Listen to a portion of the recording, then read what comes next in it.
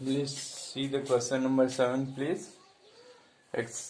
How much will the metallic cylinder of radius 14 meter and height 3.5 meter cost if the metal used in making this cylinder is ₹100 per cubic meter? 100 cubic meter लग रहा है, अगर ₹100 लग रहा है, 1 metre cube का cost जो है 100 रुपीज है। तो कितना मेटल को बनाने में, कितना मेटल सिलिंड्रिकल वेसल को बनाने में कितना मेटल यूज हुआ है, उसके लिए कॉस्ट आपको निकालना है इस क्वेश्चन में। तो आर दे रखा है 14 मीटर, एच दे रखा है 3.5 मीटर। यहाँ से आप वॉल्यूम कैलकुलेट कर लेंगे पाई आर स्क्वायर एच में डाल के। पाई आर स्क्वायर एच, पाई की वैल्यू 22/7 इंटू एच, आर की वैल्यू है 14 इंटू 14 इंटू 3.5। इसको सॉल्व कर देंगे। 22 इंटू 14 इंटू 14, 7 से 8 3.5 टाइम्स में कैंसिल हो जाएगा, ये 0.5 हो जाएगा। ये हो जाएगा 22 इंटू 14 इंटू 7, 14 का मल्टीप्लाई 0.5 में कर दिया, 7 आ गया। अब इसको सॉल्व कर दिया, 2156 मीटर क्यूब हो गया। कॉस्ट अब निकाल देंगे, cost at the rate of ₹100 पर मीटर क्यूब। ये हो जाएगा 2156 में आप 100 का मल्टीप्लाई कर देंगे, ये हो जाएगा 2,15,600। ये आपका आंसर हो जाएगा।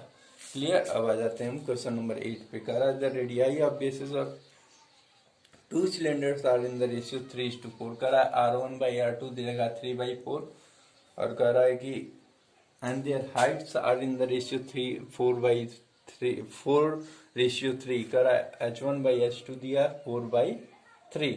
V1/V2 आपसे पूछ रहा है। V1/V2 सिंपल है, आप यहाँ पे पाई आर, V1 के लिए पाई R1H1 लेंगे और V2 के लिए R2H2 लेंगे। तो यहाँ पे पाई R1 का square H1 upon pi R2 का स्क्वायर H2, पाई दोनों तरफ से ऊपर नीचे कैंसिल हो जाएगा। तो आपके पास क्या बचेगा, R1 का स्क्वायर इंटू R2 का square multiplied by H1/H2। Clear. तो यहाँ पे हो जाएगा, ये दोनों पे स्क्वायर है, आप इसको सिंगल लिख सकते हैं, R1/R2 का whole square multiplied by H1/H2। फिर यहाँ आ जाइए V1/V2, यहाँ पे R1/R2 की जो वैल्यू है इसको सब्स्टिट्यूट कर देंगे 3/4 से, 3/4 का whole square multiplied by H1/H2 की वैल्यू 4/3 से, इसको सब्स्टिट्यूट कर देंगे। ये हो जाएगा बेटा 9/16 इंटू 4/3, 3 से 9 3 टाइम्स में कैंसिल, 4 से 16 4 टाइम्स में आ गया आपका 3/4। दैट मीन्स V1/V2 की जो वैल्यू आएगी वो 3:4 आएगी। कम on the question number 9 here. Question number 9 says that the heights of the two cylinders of equal volume are in the ratio 2:3। देखिए दैट मीन्स दो H1/H2 की वैल्यू इसमें दे रखा है 2:3, सॉरी H1/H2 की वैल्यू 2/3 दे रखा है। अब आपसे कह रहा है कि ये इनके क्या वॉल्यूम क्या है, आपस में इक्वल है। दैट मीन्स कि V1 is equal to V2। ये कंडीशन आपको याद रखनी होगी कि V1 और V2 क्या है, आपस में इक्वल है। क्लियर। अब आ जाते हैं, कह रहा है find the ratio of their radii. Radii का रेशियो बताना है। दैट मीन्स कि R1/R2 क्या होगा, ये आपसे पूछ रहा है। क्लियर। तो अब हम चलते हैं अपने ओरिजिनल फॉर्मूले में। फॉर्मूला हमारा कहता है कि V1/V2 जो हो गया वो हो गया R1/R2 का होल स्क्वायर इंटू H1/H2, यही कहता है। यहाँ से आपको क्लियर दिख रहा होगा कि फर्दर 8th क्वेश्चन के लिए कि V1/V2 जो होता है पाई R1 square H1 upon pi R2 square H2। तो पाई पाई कैंसिल हो जाता है दोनों ऊपर नीचे, इसलिए ये ऐसा बन गया। अब आप बात को समझिएगा। कह रहा है कि यहाँ पे क्या है कि V1 और V2 आपस में बराबर हैं, इक्वल वॉल्यूम है। तो हम V1 की जगह V2 भी रख सकते हैं या V2 की जगह V1 भी रख सकते हैं। दैट मीन्स इसको हम लिख सकते हैं V1/V1 is equal to R1/R2 का whole square multiplied by H1/H2। Clear. अब देख लीजिए, तो V1 से V1 कैंसिल हो जाएगा, ये 1 हो जाएगा। यहाँ पे आप लिख देंगे क्योंकि V1 is equal to V2 equal volume है, इसलिए केस ये बन रहा है। 1 इज इक्वल टू क्या हो जाएगा R1/R2 का whole square multiplied by H1/H2। अब इसको इधर कांस्टेंट रख के इसको इधर ही रख लेंगे और H1/H2 को उधर सब्स्टिट्यूट कर देंगे, तो H2 यहाँ जाएगा, H1 यहाँ आ जाएगा। दैट मीन्स ये इधर जाएगा तो रेसिप्रोकल हो जाएगा। दैट मीन्स इधर मल्टीप्लाई में उधर जाके डिवाइड होगा, तो 1 divided by H1/H2 is equal to R1/R2 का होल स्क्वायर हो जाएगा बेटा। तो ये इसको सॉल्व कर लेंगे तो 1 multiplied by H2/H1 is equal to R1/R2 का होल स्क्वायर हो जाएगा। H2/H1, तो अगर इसको आपका जो H1/H2 इसको रेसिप्रोकल कर देंगे तो ये क्या हो जाएगा, यहाँ से H2/H1 कितना मिलेगा आपको, 3/2 मिल जाएगा आपको। इज इट क्लियर यार? 3/2 इसका भी रेसिप्रोकल कर देंगे तो ये H2/H1 चाहिए, इसका हमने इसको रेसिप्रोकल कर दिया। तो यहाँ हो जाएगा H2/H1 की आप वैल्यू सब्स्टिट्यूट कर देंगे तो ये हो जाएगा 1 multiplied by 3/2 is equal to R1/R2 का होल स्क्वायर। अब यहाँ आ जाइए तो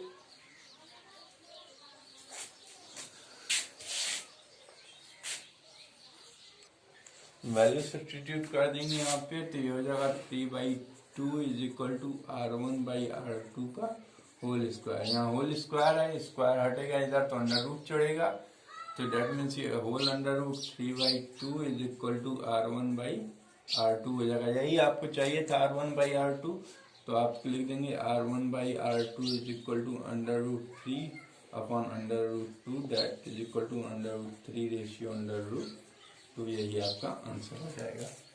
कम ऑन द नेक्स्ट क्वेश्चन।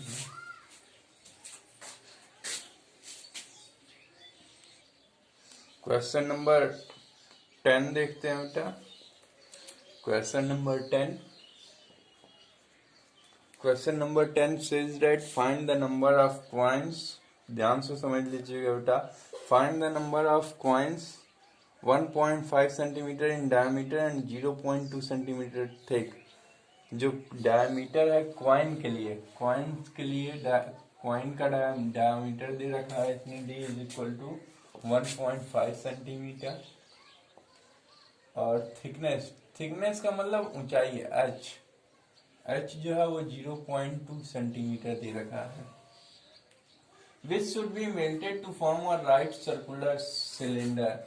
कह रहा है जिससे कॉइन्स को गला के, कॉइन जो बना है वो एक सिलेंडर को गला के बना है, मेल्ट करके बना है, राइट सर्कुलर सिलेंडर, जिसकी हाइट जो है ये सिलेंडर के लिए है, सिलेंडर का डायमेंशन जिसकी कह रहा है हाइट जो है वो 10 सेंटीमीटर है और डायमीटर जो है 4.5 सेंटीमीटर है। उसके लिए कॉइन और सिलेंडर का, ये कॉइन का डायमीटर हाइट है, ये सिलेंडर का डायमीटर और हाइट है। तो आपको बताना find the number of coins. Clear? तो नंबर ऑफ कॉइन्स के लिए क्या फॉर्मूला बनेगा बेटा, आपको मैं बता दूं कि नंबर ऑफ कॉइन्स जो हो गया, number of coins is equal to हो जाएगा volume of cylinder upon volume of a coin. Volume of cylinder को वॉल्यूम ऑफ कॉइन से डिवाइड कर देंगे, क्योंकि जो सिलेंडर से ही मिलके कॉइन्स बने हैं, और एक कॉइन बनेगा तो कई कॉइन्स बनेंगे सिलेंडर से, इसलिए जो सिलेंडर का वॉल्यूम से हम कॉइन के वॉल्यूम, सिलेंडर के वॉल्यूम को वो कॉइन के वॉल्यूम से डिवाइड कर देंगे, हमको नंबर ऑफ कॉइन्स यहाँ पे पता चल जाएगा। अब आ जाइए, तो इसके लिए वॉल्यूम ऑफ सिलेंडर के लिए क्या हो जाएगा, pi r square h upon pi r square h, मतलब सिलेंडर के लिए इसका रेडियस हाइट, और ये देखिए पाई और पाई तो कैंसिल है, तो यहाँ से आप पाई और पाई को हटा भी सकते हैं।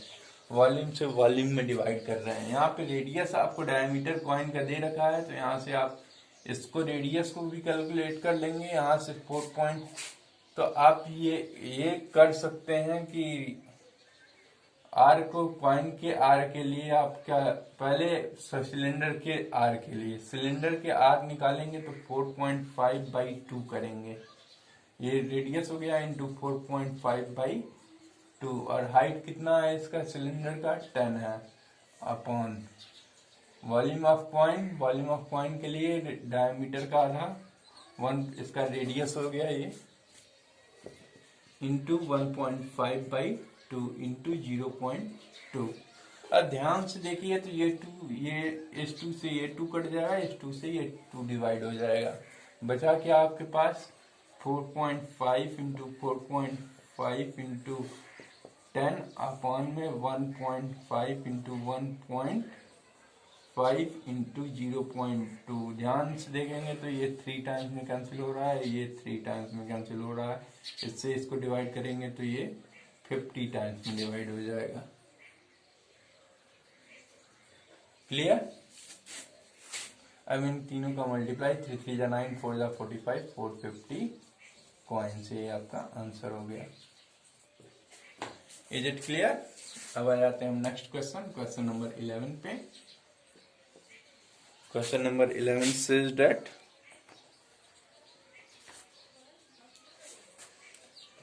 the metal with the volume 1496 centimeter cube, it means volume of metal दे रखा है, जो पहले क्वेश्चंस को सॉल्व करने के लिए जो इसमें सबसे पहले दिया रहता है, गिवन कंडीशन गिवन होता है, उसको हम लोग लिख लेते हैं। इससे हमको ये फायदा होता है कि हमारे कॉन्सेप्ट का कौन से कॉन्सेप्ट पे हमको जाना है ये हमको पता चल जाता है।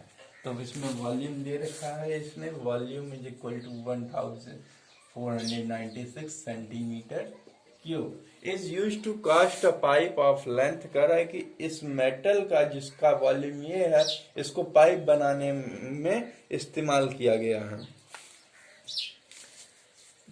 ठीक है, जिसकी हाइट जो है, जिसकी लेंथ जो है, दैट मीन्स हाइट जो है, वो हाइट दे रखा है h is equal to 28 centimeter. If its internal radius of the pipe is 8 centimeter, find its outer radius. Find its outer radius. That means R in दे रखा है, R in 8 centimetre है, तो आपसे R out पूछ रहा है। R out क्या होगा? R out क्या होगा? तो एक फॉर्मूला है बेटा वॉल्यूम ऑफ मेटल यूज्ड का। Volume of metal used, volume of metal used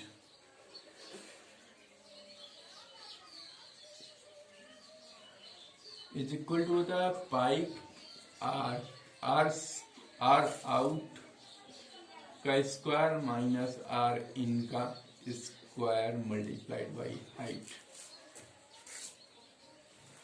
volume of used छोड़ दीजिए, वॉल्यूम ऑफ मेटल का ये फार्मूला होता है। सिलेंडर को बनाने के लिए कितना मेटल इस्तेमाल हुआ है, इसका ये फार्मूला बताता है।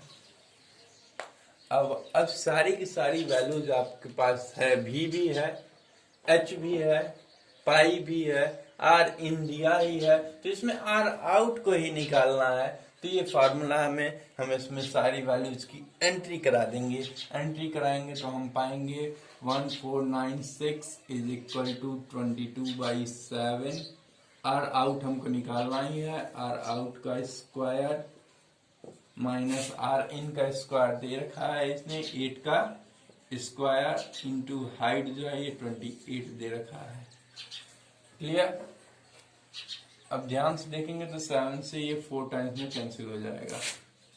क्लियर? तो ये हो जाएगा 1496 इज इक्वल टू 4 का 22 में मल्टीप्लाई करेंगे 88, आर आउट का स्क्वायर माइनस 8 का स्क्वायर, 88 को इसके नीचे ले जाएंगे, 1496 अपॉन 88 हो जाएगा is equal to R out का स्क्वायर माइनस 64।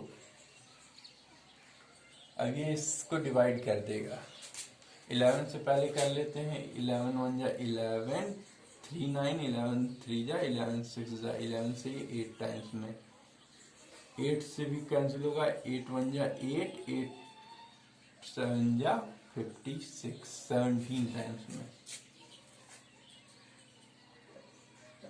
तो ये हो गया 17 is equal to R out का स्क्वायर माइनस 64 64 उधर चला गया 17 plus 64 is equal to R out का स्क्वायर। ये हो जाएगा 80 ये हो जाएगा 81 is equal to R out का स्क्वायर। तो आर आउट क्या हो जाएगा अंडर रूट में 81 और अंडर रूट 81 जानते ही क्या किसका स्क्वायर रूट होता है 9 का।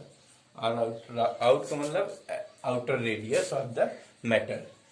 तो हमने इसको आराम से सॉल्व कर लिया। क्लियर है? ध्यान से एक बार और देख लीजिए इसको। वॉल्यूम ऑफ मेटल का ये फार्मूला होता है pi are out r external radius मतलब आउटर रेडियस का स्क्वायर माइनस आर इन मतलब इनर रेडियस का स्क्वायर मल्टीप्लाइड बाई हाइट। उसी पे सारे फार्मूले को हमने इस फार्मूले पे सारी वैल्यूज को एंट्री कराते हुए हमने इसको सॉल्व कर दिया। ये हमारा आंसर आ गया।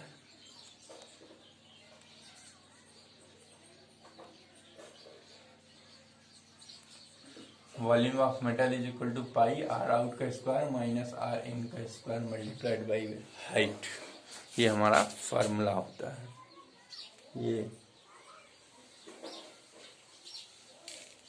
ये हमारा फार्मूला है। इस फार्मूले पे हमने इसको रख के आंसर को निकाल लिया है। Last question of this chapter देखते हैं। क्वेश्चन नंबर 12 भैया।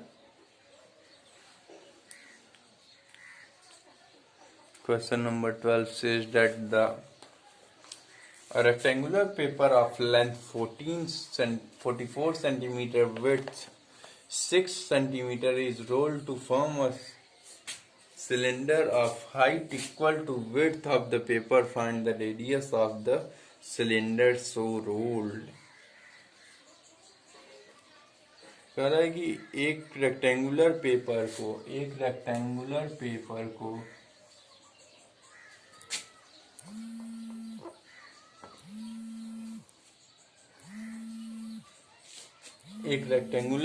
को जिसका लेंथ जो है 44 सेंटीमीटर है और हाइट 6 सेंटीमीटर है उसको हमने रोल किया। उसको रोल करके एक सिलेंडर का आकार दे दिया।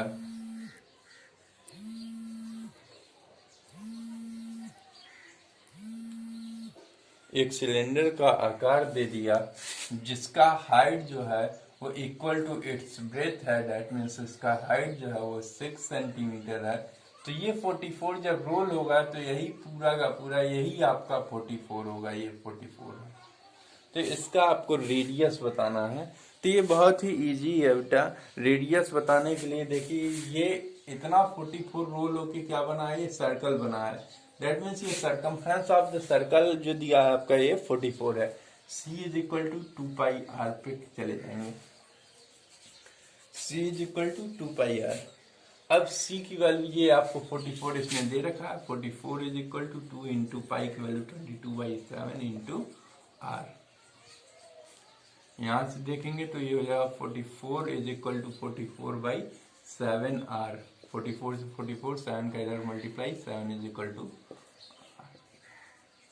यही आपका आंसर हो जाएगा।